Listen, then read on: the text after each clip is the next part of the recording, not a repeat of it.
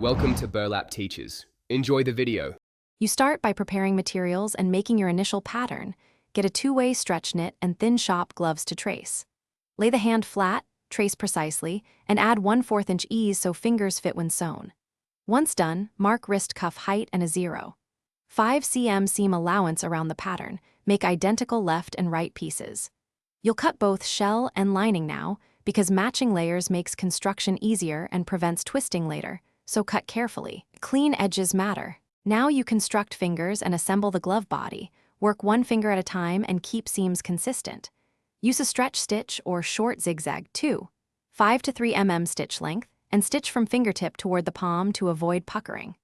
Once fingers are closed, join the palm seams, matching notches and easing curves, then insert the lining into the shell with wrong sides together and based around the wrist. Make sure to top stitch the thumb base for strength, and test fit before final trimming.